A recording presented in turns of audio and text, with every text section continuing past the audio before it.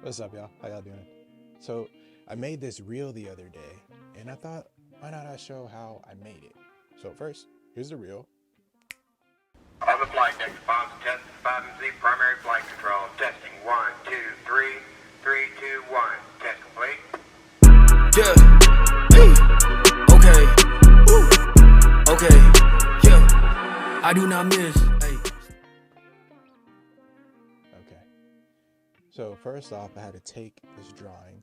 I started off with a blank canvas in Procreate, and initially it was a bit hard.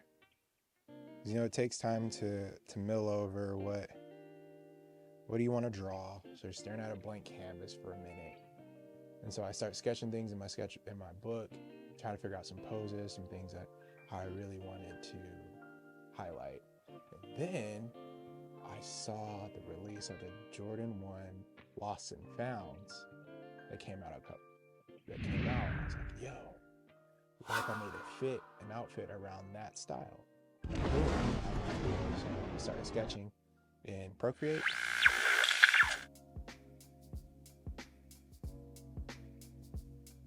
So I'm just gonna speed this up a little bit, and then, okay, cool. Now we got our final image, but before I can animate this, I had to make sure I did a transparent PNG. So that's removing the background, so when I release it, it's just the image.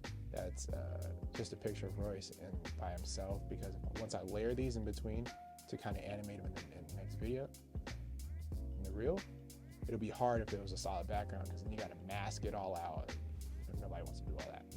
So now that we got our transparent PNG, let's export it, and we're gonna toss it into Final Cut. Now that we're in Final Cut, we're gonna take our two clips. So that is the original drone clip, and I'm gonna stack them on top of each other.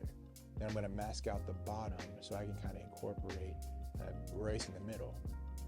Here's where that transparent PNG comes in handy. If you slip those in between, mask out at the bottom of the feet, so it makes it feel like he's in the scene. But as I'm playing this back, I'm wondering, it kind of feels like a static image. So I'm like, okay, how can I fudge a bit of camera movement if it's panning around my subject? So this is where you put in the slider, toggle on a keyframe, find your X value at the top, and just start it, and then maybe move it over about 10 or few points, just to give it a slight slide as if it's following the camera movement. I'm sure there's probably a better way to do this. I just wanted a quick and dirty way that I knew how to do it, and just messed around with it. So if you know a better way, drop a comment down below. Let your boy know, because I'm always trying to learn. So that's how we do it. Start messing around with the timing, see what fits right, get a nice little smooth animation. So now that I got the real done, I wanted to make sure the picture felt like a real photo. So now I take my finished drawing, take the finished drawing, and I toss it into Lightroom.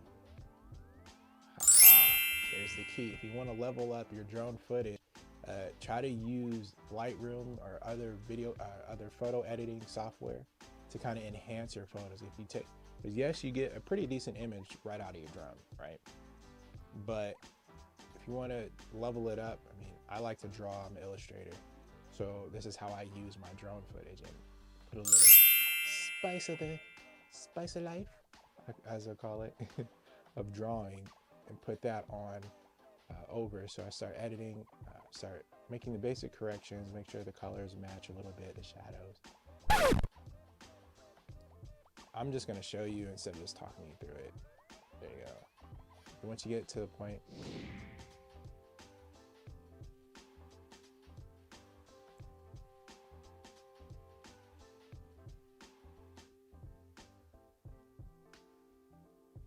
all right, so now we got a little bit of what we're looking for.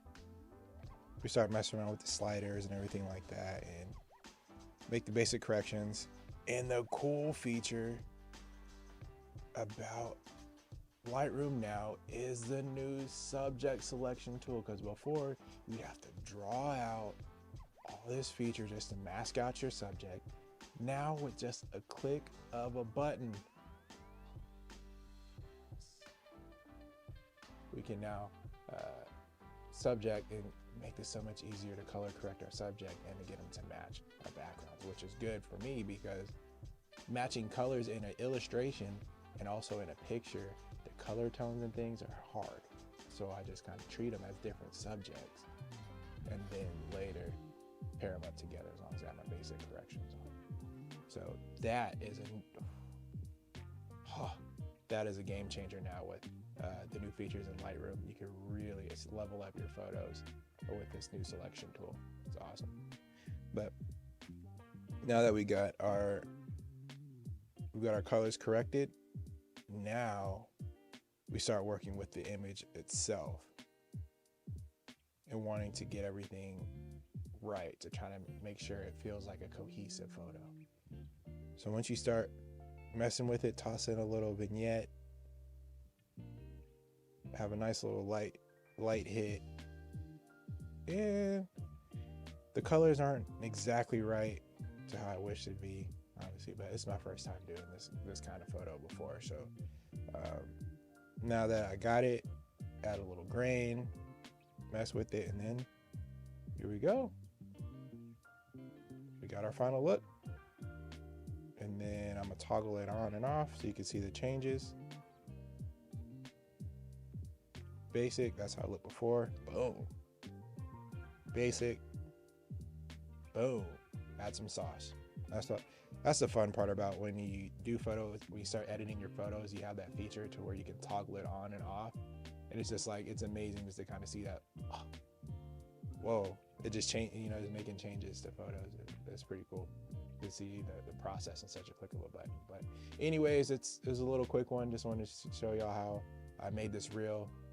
If you like any more, just check me out on Instagram at GroovyFooArt. That's where you'll find out where I post all my reels and show my photos. But also subscribe to the YouTube channel. We're here. We're making changes. We're trying to spice up the channel a little bit and experiment with how I can incorporate my love for art and filmmaking. We're gonna marry them things together like a sandwich. So till next time, much love, stay groovy, we out.